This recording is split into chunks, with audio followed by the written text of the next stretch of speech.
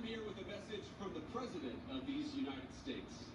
The future of America, the future of the United States, the future of our homes and communities is going to be built right here in Middletown, Ohio.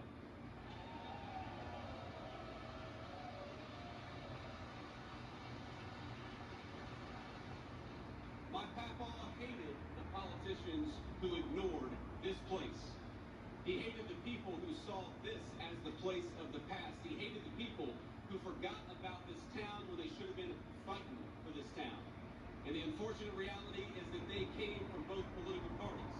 And they spent the last 40 years telling you it didn't matter if we made things right here or whether we made them in overseas countries. They said it was irrational, sentimental, old-fashioned to want to preserve the things that make the United States of America special. What we really needed, they said, was to compete and have complete market integration with every nation of the third world. Places where you could pay wages at pennies on the dollar, but didn't have to give your workers health care or good benefits in the process. And anytime somebody dared to put an obstacle in front of that set of ideas, anytime they said, you know what, we need to put tariffs or tough immigration policies to stop that, those people were called backwards, they were called wrong. Now in 1984, just to date myself a little bit, don't hate me, 1 month before I was born, the Wall Street Journal, the voice of big business in the United States of America, proposed, and I quote, a 5-word constitutional amendment. There shall be open borders.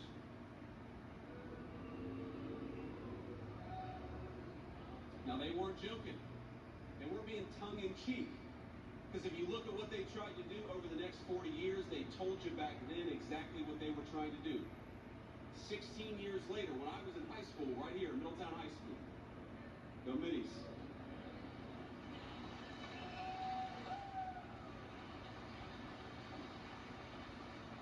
The newspaper's lead editorial writer doubled down on that same set of ideas. They said, someone who believes, this is a quote, in the free trade and free movements of capital, they declared, will quite naturally believe in the free movement of labor.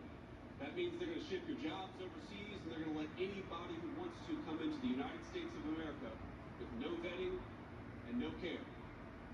Being replaced by foreign workers, in other words, it was not an accident, my friends. It was the desired outcome of a generation of American elites. And every single person in this room knows the consequences and what they look like over a generation right here in Middletown, Ohio. I've grown up here. I remember when somebody would come to school and tell me that their dad had just found out that he had lost his job, that the factory that employed their parents was going overseas to China or to Mexico. In other cases, American workers didn't just have their jobs destroyed, they got told they were being replaced by a foreign worker, and then they had to train that worker before they got replaced. Some of these stories have made national news and they've stuck with me.